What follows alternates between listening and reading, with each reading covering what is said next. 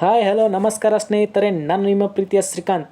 ಇವತ್ತಿನ ದಿನ ಮುಂದೆ ಬರುವಂಥ ವಿಲೇಜ್ ಅಕೌಂಟ್ ಎಕ್ಸಾಮ್ ಆಗಲಿ, ಪಿ ಡಿ ಒ, ಗ್ರೂಪ್ ಸಿ, ಅದರಲ್ಲಿ ಪ್ರಮುಖವಾಗಿ ಪದಗಳ ಅರ್ಥ ಕೇಳ್ತಾ ಬರ್ತಾನೆ. ಆದ್ದರಿಂದ ಇವತ್ತಿನ ದಿನ ನಾನು 10ನೇ ತರಗತಿಯಲ್ಲಿ ಪ್ರಮುಖವಾಗಿ ಕೆಲವು ಪದಗಳ ಬಗ್ಗೆ ಚರ್ಚೆ ಮಾಡಿದ್ದೀನಿ. ಆದ್ದರಿಂದ ದಯವಿಟ್ಟು ಯಾರು ವಿಡಿಯೋನ ಸ್ಕಿಪ್ ಮಾಡದೆ ಕೊನೆವರೆಗೂ ನೋಡಿ. ಮೊದಲನೇ ಪದ ರೋದನ. ರೋದನ ಅಂತ ಕೇಳಿದರೆ ಅಳುವಿಕೆ. ರೋದನ ಪದ ಅರ್ಥ ಅಳುವಿಕೆ. ಅದೇ ರೀತಿ ಆರ್ತನಾದ ಅಂತ ಕೇಳಿದರೆ ಕಷ್ಟಕ್ಕೆ ಸಿಕ್ಕಿದವರ ಕೂಗು. ಆರ್ತನಾದ ಅಂತ ಕ್ವಶನ್ ಕೇಳಿದರೆ ಕಷ್ಟಕ್ಕೆ ಸಿಕ್ಕಿದವರ ಕೂಗು. ಯಾಕಂದರೆ ಇದನ್ನು ಲಾಸ್ಟ್ ಟೈಮ್ ಗ್ರೂಪ್ ಸಿ ಎಕ್ಸಾಮಲ್ಲಿ ಕ್ವಶನ್ ಕೇಳಿದ್ದಾನೆ, ಆದ್ದರಿಂದ ಈ ಪದನ ಹೇಳ್ತಿದ್ದೀನಿ. ಅದೇ ರೀತಿ ಹಂಬಲ ಅಂತ ಕೇಳಿದರೆ ತೀವ್ರ ಆಸೆ. ಹಂಬಲ ಪದ ಅರ್ಥ ತೀವ್ರ ಆಸೆ. ನಂತರ ಹತಾಶೆ ಅಂತ ಕೇಳಿದರೆ ನಿರಾಸೆ. ಹತಾಶೆ ಪದ ಅರ್ಥ ನಿರಾಸೆ. ನಂತರ ಅಸುರ ಅಂತ ಕೇಳಿದರೆ ರಾಕ್ಷಸ. ಅಸುರ ಅಂತ ಕೇಳಿದರೆ ರಾಕ್ಷಸ. ಇದನ್ನು ಲಾಸ್ಟ್ ಟೈಮ್ SDA ಎಕ್ಸಾಮಲ್ಲಿ ಕೇಳಿದ್ದಾನೆ. SDA 2021 ಕ್ವಶನ್ ಪೇಪರ್ ತೆಗೆದು ನೀವು, ಅದರಲ್ಲಿ ಕ್ವಶನ್ ಕೇಳಿದ್ದಾನೆ. ಅಸುರ ಪದ ಅರ್ಥ ರಾಕ್ಷಸ. ಇನ್ನೊಂದು ಸಲ ಹೇಳ್ತೀನಿ ನೆನಪಿಟ್ಕೋರಿ.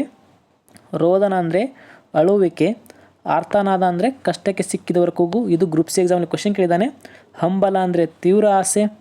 ಹತಾಶೆ ಅಂದರೆ ನಿರಾಸೆ. ಅಸುರ ಅಂದರೆ ರಾಕ್ಷಸ. ಇದನ್ನು SDA ಎಕ್ಸಾಮಲ್ಲಿ ಕ್ವಶನ್ ಕೇಳಿದ್ದಾನೆ.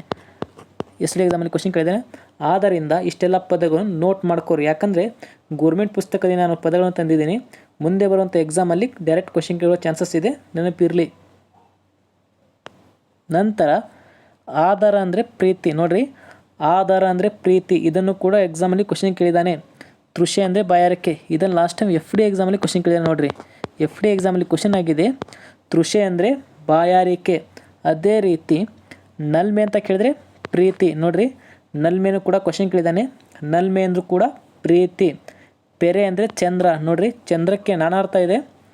ಪೆರೆ ಅಂದರೂ ಕೂಡ ಚಂದ್ರ. ಅದೇ ರೀತಿ ತಿಂಗಳ. ತಿಂಗಳಂದ್ರೂ ಕೂಡ ಚಂದ್ರ. ಶಶಿ ಅಂದರೂ ಕೂಡ ಚಂದ್ರ. ಶಶಿ ಪದ ಅರ್ಥ ಕೇಳಿದರೂ ಕೂಡ ಚಂದ್ರ. ತಿಂಗಳ ಅಂತ ಕೇಳಿದರೂ ಕೂಡ ಚಂದ್ರ. ಪೆರೆ ಅಂತ ಕೇಳಿದರೂ ಕೂಡ ಚಂದ್ರ.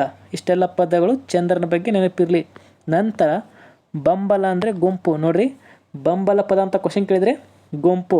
ಇದರಲ್ಲಿ ನಾನು ಹೇಳ್ತೀನಿ. ಆಧಾರ ಅಂದರೆ ಪ್ರೀತಿ. ಇದು ಕೂಡ ಕ್ವಶನ್ ಕೇಳಿದ್ದಾನೆ.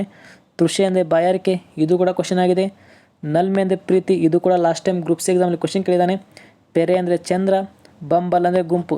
ಇಷ್ಟೆಲ್ಲ ಪದಗಳು ನೀವು ನೋಟ್ ಮಾಡ್ಕೋರಿ. ಮುಂದೆ ಬರುವಂಥ ಎಕ್ಸಾಮಲ್ಲಿ ಕ್ವಶನ್ ಕೇಳುವ ಚಾನ್ಸಸ್ ಭಾಳ ಇದೆ, ನೆನಪಿರಲಿ. ನಂತರ ಭೂಮಿ ಜಾತೆ. ಭೂಮಿ ಜಾತಿ ಅಂದರೆ ಸೀತೆ. ಇದನ್ನಂತೂ ಎಲ್ಲ ಎಕ್ಸಾಮಲ್ಲಿ ಕ್ವಶನ್ ಕೇಳಿದ್ದಾನೆ. ಗ್ರೂಪ್ ಸಿ ಎಕ್ಸಾಮಲ್ಲಿ ಕ್ವಶನ್ ಕೇಳಿದ್ದಾನೆ. SDA, FD, PDO ಎಕ್ಸಾಮಲ್ಲಿ ಎಲ್ಲ ಎಕ್ಸಾಮಲ್ಲಿ ಕ್ವಶನ್ ಕೇಳಿದ್ದಾನೆ. ಭೂಮಿ ಜಾತಿ ಅಂದರೆ ಸೀತೆ, ನೆನಪಿರಲಿ. ಭೂಮಿ ಜಾತಿ ಅಂದರೆ ಸೀತೆ. ರೇವು ಅಂದರೆ ಬಂದರು. ಸಿದ್ಧ ಅಂದರೆ ತಪಸ್ವಿ. ಅಬ್ಬೆ ಅಂದರೆ ತಾಯಿ ಅಥವಾ ನಾವು ಅವ್ವ ಅಂತ ಕರಿತೀವಲ್ಲ, ಅಬ್ಬೆ ಅಂದರೆ ತಾಯಿ ಅಥವಾ ಅವ್ವ. ಇದನ್ನು ಕೂಡ ಕ್ವಶನ್ ಕೇಳಿದ್ದಾನೆ. ಅರ್ತಿ ಅಂದರೆ ಪ್ರೀತಿ. ಅರ್ತಿ ಅಂದರೆ ಕೂಡ ಪ್ರೀತಿ. ನಲ್ಮೆಂದು ಕೂಡ ಪ್ರೀತಿ, ನೆನಪಿರಲಿ. ಇನ್ನೊಂದ್ಸಲ ಹೇಳ್ತೀನಿ. ಭೂಮಿ ಜಾತಿ ಅಂದರೆ ಸೀತೆ. ಇದನ್ನು ಕೂಡ ಕ್ವಶನ್ ಕೇಳಿದ್ದಾನೆ. ರೇವು ಅಂದರೆ ಬಂದರು. ಸಿದ್ಧ ಅಂದರೆ ತಪಸ್ವಿ. ಅಬ್ಬೆ ಅಂದರೆ ತಾಯಿ. ಅರ್ತಿ ಅಂದರೆ ಪ್ರೀತಿ. ಇಷ್ಟೆಲ್ಲ ಪದಗಳು ನೆನಪಿರಲಿ. ಅರ್ತಿ ಅಂದರೂ ಕೂಡ ಪ್ರೀತಿ. ನಲ್ಮೆ ಅಂದರೂ ಕೂಡ ಪ್ರೀತಿ. ಇಷ್ಟೆಲ್ಲ ಪದಗಳು ನೆನಪಿರಲಿ. ನಂತರ ಅಳಲು ಪದಾರ್ಥ ಅಂತ ಕ್ವಶನ್ ಕೇಳಿದರೆ ದುಃಖ. ಅಳಲು ಪದಾರ್ಥ ದುಃಖ. ಆನನ ಅಂತ ಕ್ವಶನ್ ಕೇಳಿದರೆ ಮುಖ. ಆನನ ಪದಾರ್ಥ ಮುಖ. ಅದೇ ರೀತಿ ಎರೆ ಅಂದರೆ ಬೇಡು. ಎರೆ ಅಂದರೆ ಬೇಡು. ಕರ ಅಂದರೆ ಕೈ. ಕರಕ್ಕೆ ಇನ್ನೊಂದು ಪದ ಅಂದರೆ ಕಂದಾಯ ಅಂತಲೂ ಕರಿತೀವಿ. ಕರ ಅಂದರೆ ಕಂದಾಯ ಅಥವಾ ತೆರಿಗೆ. ಕರಕ್ಕೆ ನಾನಾರ್ಥ ಅಂತ ಕೇಳಿದರೆ ಕಂದಾಯ, ಕೈ, ತೆರಿಗೆ. ಇಷ್ಟೆಲ್ಲ ಪದಗಳು ಕರಕ್ಕೆ. ಅದೇ ರೀತಿ ತಣಿವು ಅಂದರೆ ತೃಪ್ತಿ. ತಣಿವು ಪದಾರ್ಥ ಕೇಳಿದರೆ ತೃಪ್ತಿ. ಇನ್ನೊಂದ್ಸಲ ಹೇಳ್ತೀನಿ. ಅಳಲು ಅಂದರೆ ದುಃಖ. ಆನ ಅಂದರೆ ಮುಖ. ಎರೆ ಅಂದರೆ ಬೇಡು. ಕರ ಅಂದರೆ ಕೈ. ತಣಿವು ಅಂದರೆ ತೃಪ್ತಿ. ಇಷ್ಟೆಲ್ಲ ಪದಗಳು ನೆನಪಿರಲಿ. ಇದರಲ್ಲಿ ಆನನ ಇದನ್ನು ಕ್ವಶನ್ ಕೇಳಿದ್ದಾನೆ. ಅಳಲು ಇದು ಕೂಡ ಕ್ವಶನ್ ಆಗಿದೆ.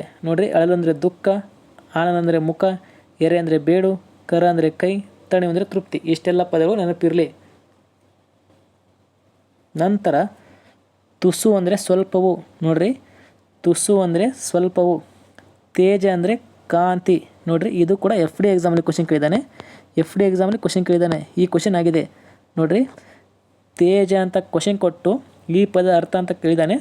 ತೇಜ ಅಂದರೆ ಕಾಂತಿ, ನೆನಪಿರಲಿ. ತೇಜ ಪದ ಅರ್ಥ ಕಾಂತಿ. ಅದೇ ರೀತಿ ಧೃತಿ ಎಂದರೆ ಧೈರ್ಯ. ನೋಡಿರಿ, ಧೃತಿ ಪದ ಅರ್ಥ ಧೈರ್ಯ, ನೆನಪಿರಲಿ. ಧೃತಿ ಅಂದರೆ ಧೈರ್ಯ.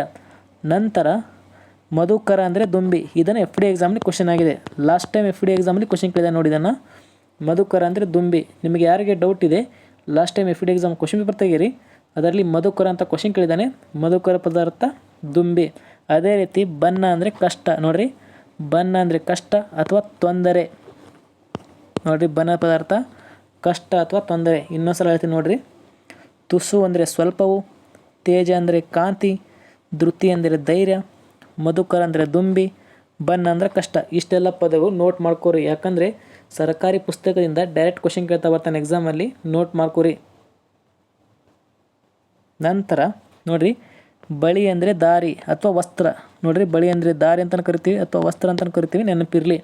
ಅದೇ ರೀತಿ ಶ್ರಮಣಿ ಅಂದರೆ ತಪಸ್ವಿನಿ. ಇದನ್ನು ಲಾಸ್ಟ್ ಟೈಮ್ ಎಫ್ ಡಿ ಎಕ್ಸಾಮಲ್ಲಿ ಕ್ವಶನ್ ಕೇಳಿದ್ದಾನೆ ನೋಡಿರಿ. ಎಫ್ ಡಿ 2019 ಕ್ವಶನ್ ಪೇಪರ್ ತೆಗೆದು ನೋಡಿರಿ ನೀವು. ಎಫ್ ಡಿ 2019 ಕ್ವಶನ್ ಪೇಪರಲ್ಲಿ ಶ್ರಮಣಿ ಅಂತ ಕೇಳಿದ್ದಾನೆ. ಶ್ರಮಣಿ ಪದಾರ್ಥ ತಪಸ್ವಿನಿ. ಅದೇ ರೀತಿ ಸುರಭಿ ಅಂದರೆ ಕಾಮಧೇನು. ಇದನ್ನು ಗ್ರೂಪ್ ಸಿ ಎಕ್ಸಾಮಲ್ಲಿ ಕ್ವಶನ್ ಕೇಳಿದ್ದಾನೆ ನೋಡಿರಿ. ಗ್ರೂಪ್ ಸಿ ಎಕ್ಸಾಮಲ್ಲಿ ಕ್ವಶನ್ ಆಗಿದೆ. ಗ್ರೂಪ್ ಸಿಯಲ್ಲಿ ಕ್ವಶನ್ ಆಗಿದೆ. ಸುರಭಿ ಅಂದರೆ ಕಾಮಧೇನು. ಅದೇ ರೀತಿ ಹಳು ಅಂದರೆ ಕಾಡು. ಇದನ್ನು ಕೂಡ ಎಸ್ ಡಿ ಎಕ್ಸಾಮಲ್ಲಿ ಕ್ವಶನ್ ಕೇಳಿದ್ದಾನೆ. ಹಳು ಅಂದರೆ ಕಾಡು ಅಥವಾ ವನ. ನೋಡಿರಿ, ಹಳು ಪದಾರ್ಥ ಕಾಡು, ವನ ಅಥವಾ ಕಾಂತಾರ. ಕಾಡು, ವನ ಅಥವಾ ಕಾಂತಾರ. ಹಳು ಪದಾರ್ಥ ಕಾಡು, ಕಾಂತಾರ, ವನ. ನಂತರ ಲೇಸು ಅಂದರೆ ಉತ್ತಮ. ನೋಡಿರಿ, ಲೇಸು ಪದಾರ್ಥ ಉತ್ತಮ. ಇದರಲ್ಲಿ ಶ್ರಮಣಿ ಕ್ವಶನ್ ಆಗಿದೆ, ಸುರಭಿ ಕ್ವಶನ್ ಆಗಿದೆ, ಹಳು ಅಂದರೆ ಕ್ವಶನ್ ಆಗಿದೆ. ಇನ್ನೊಂದು ಸಲ ನೋಡಿರಿ, ಪದಗಳ ಅರ್ಥ ನೆನಪಿರಲಿ.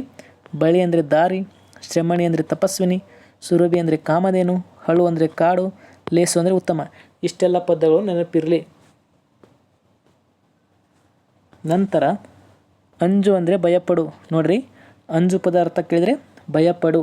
ಅದೇ ರೀತಿ ಕಾರಕೋನ ಅಂದರೆ ಗುಮಾಸ್ತ. ಇದನ್ನು ಲಾಸ್ಟ್ ಟೈಮ್ ಎಸ್ ಡಿ ಎಕ್ಸಾಮಲ್ಲಿ ಕ್ವಶನ್ ಕೇಳಿದ್ದಾನೆ ನೋಡಿ. ಇದನ್ನು ಎಸ್ ಡಿ 2019 ಕ್ವಶನ್ ಪೇಪರ್ ತೆಗೆದು ನೋಡಿರಿ, ಅದರಲ್ಲಿ ಕ್ವಶನ್ ಕೇಳಿದ್ದಾನೆ. ಕಾರಕೋನ ಪದಾರ್ಥ ಗುಮಾಸ್ತ. ನಂತರ ಪಾಟಿ ಅಂದರೆ ಹಲುಗೆ. ನೋಡಿರಿ, ಪಾಟಿ ಅಂದರೆ ಹಲಗೆ. ಅದೇ ರೀತಿ ಕಬ್ಬಿಗೆ ಅಂದರೆ ಕವಿ. ಇದನ್ನಂತೂ ಭಾಳ ಎಕ್ಸಾಮಲ್ಲಿ ಕ್ವಶನ್ ಕೇಳಿದ್ದಾನೆ. ಎಲ್ಲ ಎಕ್ಸಾಮಲ್ಲಿ ಕ್ವಶನ್ ಆಗಿದೆ. ಪಿ ಡಿ ಎಕ್ಸಾಮಲ್ಲಿ ಕ್ವಶನ್ ಆಗಿದೆ. F D A, S D, group C ಎಲ್ಲ ಪರೀಕ್ಷೆಯಲ್ಲಿ ಕ್ವಶನ್ ಕೇಳಿದ್ದಾನೆ. ಕಬ್ಬಿಗ ಅಂತ ಕೇಳಿದರೆ ಕವಿ. ಅದೇ ರೀತಿ ವಿಲಾಯಿತಿ ಅಂತ ಕ್ವಶನ್ ಕೇಳಿದ್ದಾನೆ. ವಿದೇಶ. ಇದನ್ನು ಗ್ರೂಪ್ ಸಿ ಎಕ್ಸಾಮಲ್ಲಿ ಕ್ವಶನ್ ಕೇಳಿದ್ದಾನೆ ನೋಡಿ. ಇದನ್ನು ಗ್ರೂಪ್ ಸಿ ಎಕ್ಸಾಮಲ್ಲಿ ಕ್ವಶನ್ ಆಗಿದೆ. ವಿಲಾಯಿತಿ ಅಂದರೆ ವಿದೇಶ. ಇನ್ನೊಂದು ಸಲ ಹೇಳ್ತೀನಿ ನೋಡಿರಿ. ಅಂಜು ಅಂದರೆ ಭಯಪಡು, ಕಾರಕೋನ ಗುಮಾಸ್ತ. ಇದು ಕೂಡ ಕ್ವಶನ್ ಕೇಳಿದ್ದಾನೆ. ಪಾಟಿ ಅಂದರೆ ಹಲಗೆ, ಕಬ್ಬಿಗೆ ಅಂದರೆ ಕವಿ. ಇದನ್ನಂತೂ ಎಲ್ಲ ಎಕ್ಸಾಮಲ್ಲಿ ಕ್ವಶನ್ ಕೇಳಿದ್ದಾನೆ. ವಿಲಾಯಿತಿ ಅಂದರೆ ವಿದೇಶ. ನೋಡಿರಿ, ವಿನಾಯಿತಿ ಅಂತ ಕೇಳಿದರೆ ವಿದೇಶ. ಇಷ್ಟೆಲ್ಲ ಪದಗಳನ್ನು ನೋಟ್ ಮಾಡ್ಕೋರಿ. ನಂತರ ಅಸ್ಥಿಭಾರ ಅಂದರೆ ಬುನಾದಿ. ನೋಡಿರಿ, ಅಸ್ಥಿಭಾರ ಅಂದರೆ ಬುನಾದಿ ಅಥವಾ ತಳಹದಿ ಅಂತಲೂ ಕರಿತೀವಿ. ನೋಡಿರಿ, ಬುನಾದಿ ಅಥವಾ ತಳಹದಿ. ಅಸ್ಥಿಭಾರ ಅಂತ ಕ್ವಶನ್ ಕೇಳಿದರೆ ಬುನಾದಿ ಅಥವಾ ತಳಹದಿ. ಅದೇ ರೀತಿ ಮುಕ್ತಕಂಠ. ನೋಡಿರಿ, ಮುಕ್ತಕಂಠ ಅಂತ ಕೇಳಿದರೆ ತೆರೆದ ಮನಸ್ಸು. ಮುಕ್ತಕಂಠ ಪದಾರ್ಥ ತೆರೆದ ಮನಸ್ಸು. ಅದೇ ರೀತಿ ಹರಿಕಾರ ಅಂತ ಕೇಳಿದರೆ ಮುಂದಾಳು. ನೋಡಿರಿ, ಹರಿಕಾರ ಪದಾರ್ಥ ಮುಂದಾಳು. ನಂತರ ಸುಸಂಗತ ಅಂತ ಕೇಳಿದರೆ ಯೋಗ್ಯವಾದ. ನೋಡಿರಿ, ಸುಸಂಗತ ಪದಾರ್ಥ ಕೇಳಿದರೆ ಯೋಗ್ಯವಾದ. ಅದೇ ರೀತಿ ಗುಡಿ ಮನೆ ಅಂತ ಕೇಳಿದರೆ ಚಿಕ್ಕ ದೇವಸ್ಥಾನ. ಗುಡಿ ಮನೆ ಅಂತ ಕೇಳಿದರೆ ಚಿಕ್ಕ ದೇವಸ್ಥಾನ. ಇನ್ನೊಂದು ಸಲ ಹೇಳ್ತೀನಿ ನೋಡಿರಿ. ಅಸ್ಥಿಭಾರ ಅಂದರೆ ಬುನಾದಿ, ಮುಕ್ತಕಂಠ ಅಂದರೆ ತೆರೆದ ಮನಸ್ಸು, ಹರಿಕಾರ ಅಂದರೆ ಮುಂದಾಳು, ಸುಸಂಗತ ಅಂದರೆ ಯೋಗ್ಯವಾದ, ಗುಡಿ ಮನೆ ಅಂದರೆ ಚಿಕ್ಕ ದೇವಸ್ಥಾನ. ಇಷ್ಟೆಲ್ಲ ಪದಗಳು ನೀವು ನೋಟ್ ಮಾಡ್ಕೋರಿ. ನಂತರ ಗಂಧ ಅಂದರೆ ವಾಸನೆ. ನೋಡಿರಿ, ಸುಗಂಧ ಅಂತ ಕೇಳಿರ್ಬೇಕು ನೀವು. ಗಂಧ ಅಂದರೆ ವಾಸನೆ. ಅದೇ ರೀತಿ ಕಿರ್ದಿ ಅಂದರೆ ಕಂದಾಯ. ಇದನ್ನು ಕೂಡ ಲಾಸ್ಟ್ ಟೈಮ್ ಗ್ರೂಪ್ ಸಿ ಎಕ್ಸಾಮಲ್ಲಿ ಕ್ವಶನ್ ಕೇಳಿದ್ದಾನೆ. ಕಿರ್ದಿ ಅಂದರೆ ಕಂದಾಯ. ಅದೇ ರೀತಿ ಪಂಜ ಅಂದರೆ ಹುಲಿ ಅಂಗಾಲು. ನೋಡಿರಿ, ಹುಲಿ ಅಂಗಾಲು ನೋಡಿರಬೇಕು, ಅದಕ್ಕೆ ನಾವು ಪಂಜ ಅಂತ ಕರಿತೀವಿ. ಪಂಜ ಅಂದರೆ ಹುಲಿ ಅಂಗಾಲು. ನಂತರ ಲಾಂಛನ ಅಂದರೆ ಗುರುತು ಅಥವಾ ಚಿಹ್ನೆ ಅಂತಲೂ ಕರಿತೀವಿ. ನೋಡಿರಿ, ಲಾಂಛನಕ್ಕೆ ನಾವು ಗುರುತು ಅಥವಾ ಚಿಹ್ನೆ ಅಂತ ಕರಿತೀವಿ. ಇದು ಕೂಡ ಎಕ್ಸಾಮಲ್ಲಿ ಕ್ವಶನ್ ಕೇಳಿದ್ದಾನೆ, ನೆನಪಿರಲಿ. ತೋಟ ಅಂದರೆ ಬಂದೂಕಿನ ಗುಂಡು. ನೋಡಿರಿ, ತೋಟ ಪದಾರ್ಥ ಕೇಳಿದರೆ ಬಂದೂಕಿನ ಗುಂಡು. ಇನ್ನೊಂದು ಸಲ ಹೇಳ್ತೀನಿ ನೋಡಿರಿ. ಗಂಧ ಅಂದರೆ ವಾಸನೆ, ಕಿರ್ದಿ ಅಂದರೆ ಕಂದಾಯ, ಪಂಜ ಅಂದರೆ ಹುಲಿ ಅಂಗಾಲು, ಲಾಂಛನ ಅಂದರೆ ಗುರುತು, ತೋಟ ಅಂದರೆ ಬಂದೂಕಿನ ಗುಂಡು. ಇಷ್ಟೆಲ್ಲ ಪದಗಳು ನೆನಪಿರಲಿ, ಯಾಕಂದರೆ ಮುಂದೆ ಬರುವಂಥ ಈ ಪಿ ಡಿ ಒ ಎಕ್ಸಾಮ್ ಆಗಲಿ, ವಿಲೇಜ್ ಅಕೌಂಟ್, ಗ್ರೂಪ್ ಸಿ ಎಕ್ಸಾಮಲ್ಲಿ ಡೈರೆಕ್ಟ್ ಕ್ವಶನ್ ಕೇಳ್ಬೋದು, ನೆನಪಿರಲಿ. ನಂತರ ಅಬ್ಜೋದರ ಅಂತ ಕೇಳಿದರೆ ವಿಷ್ಣು. ಅಬ್ಜೋದರ ಅಂತ ಕ್ವಶನ್ ಕೇಳಿದರೆ ವಿಷ್ಣು. ಅದೇ ರೀತಿ ಅತಿ ಕುಟಿಲಮನ ಅಂತ ಕೇಳಿದರೆ ಅತಿಯಾದ ಮೋಸ. ಅತಿ ಕುಟಿಲಮನ ಅಂತ ಕೇಳಿದರೆ ಅತಿಯಾದ ಮೋಸ. ಆದಿತ್ಯ ಅಂತ ಕೇಳಿದರೆ ಸೂರ್ಯ ಅಥವಾ ರವಿ. ನೋಡ್ರಿ, ಸೂರ್ಯಕ್ಕೆ ಇನ್ನೊಂದು ಅನಂತ ಅಂದರೆ ರವಿ, ಆದಿತ್ಯ ನೆನಪಿರಲಿ. ಆದಿತ್ಯ ಅಂತ ಕೇಳಿದರೆ ಸೂರ್ಯ ಅಥವಾ ರವಿ. ಇಂಬು ಅಂತ ಕೇಳಿದರೆ ಅವಕಾಶ. ನೋಡ್ರಿ, ಇಂಬು ಪದಾರ್ಥ ಅವಕಾಶ. ಅದೇ ರೀತಿ ಉಸಿರು ಅಂತ ಕೇಳಿದರೆ ಹೇಳು. ಉಸಿರು ಪದಾರ್ಥ ಹೇಳು. ನೋಡ್ರಿ, ಇನ್ನೊಂದು ಸಲ ಹೇಳ್ತೇನೆ. ಅಬ್ಜೋದರ ಅಂದರೆ ವಿಷ್ಣು, ಅತಿ ಕುಟಿಲಮನ ಅಂದರೆ ಅತಿಯಾದ ಮೋಸ, ಆದಿತ್ಯ ಅಂದರೆ ಸೂರ್ಯ, ಇಂಬು ಅಂದರೆ ಅವಕಾಶ, ಉಸಿರು ಅಂದರೆ ಹೇಳು. ಇಷ್ಟೆಲ್ಲ ಪದಗಳು ನೆನಪಿರಲಿ, ಯಾಕಂದರೆ ಸರ್ಕಾರಿ ಪುಸ್ತಕದಿಂದ ಡೈರೆಕ್ಟ್ ಕ್ವಶನ್ ಕೇಳ್ತಾ ಬರ್ತಾನೆ ಎಕ್ಸಾಮಲ್ಲಿ. ಆದ್ದರಿಂದ ನಾನು ಹಿಂದಿನ ತರಗತಿಯಲ್ಲಿ ನಾನು 9ನೇ ತರಗತಿಯ ಪದಗಳರ್ಥ, 8ನೇ ತರಗತಿಗಳ ಪದಗಳರ್ಥ ಕ್ಲಾಸ್ ಮಾಡಿದ್ದೀನಿ. ದಯವಿಟ್ಟು ಎಲ್ಲ ತರಗತಿಗಳನ್ನು ವೀಕ್ಷಿಸಿ. ಅದೇ ರೀತಿ ಕವಿಗಳ ಬಗ್ಗೆ ಕ್ಲಾಸ್ ಇದೆ, ಕನ್ನಡ ಪ್ರಶ್ನೆ ಪತ್ರಿಕೆ ಇದೆ, ಇತಿಹಾಸ ಪ್ರಶ್ನೆ ಪತ್ರಿಕೆ ಇದೆ, ಸಂವಿಧಾನ ಪ್ರಶ್ನೆ ಪತ್ರಿಕೆ, ಎಲ್ಲ ರೀತಿಯ ಕ್ಲಾಸ್ ಮಾಡಿದ್ದೀನಿ. ಎಲ್ಲ ತರಗತಿಗಳನ್ನು ವೀಕ್ಷಿಸಿ. ನನ್ನ ಚಾನಲ್ನ ದಯವಿಟ್ಟು ಸಬ್ಸ್ಕ್ರೈಬ್ ಮಾಡಿ. ನಿಮ್ಮ ಸ್ನೇಹಿತರಿಗೂ ಕೂಡ ಶೇರ್ ಮಾಡಿ. ಯಾರು ಟೆಲಿಗ್ರಾಮ್ಗೆ ಜಾಯ್ನ್ ಆಗಿಲ್ಲ, ಡಿಸ್ಕ್ರಿಪ್ಷನಲ್ಲಿ ಟೆಲಿಗ್ರಾಮ್ ಚಾನಲ್ ಲಿಂಕ್ ಇರುತ್ತೆ, ದಯವಿಟ್ಟು ಜಾಯ್ನ್ ಆಗಿ. ಅದರಲ್ಲಿ ಎಲ್ಲ ನೋಟ್ಸ್ ಸಿಗುತ್ತೆ. ಮತ್ತು ನಿಮಗೆ ಯಾವ ತರಗತಿ ಬೇಕಂತ ಕಮೆಂಟ್ ಬಾಕ್ಸಲ್ಲಿ ಕಮೆಂಟ್ ಮಾಡಿ. ಮತ್ತೆ ಮುಂದಿನ ತರಗತಿಯಲ್ಲಿ ಸಿಗೋಣ. ಎಲ್ಲರಿಗೂ ಧನ್ಯವಾದಗಳು.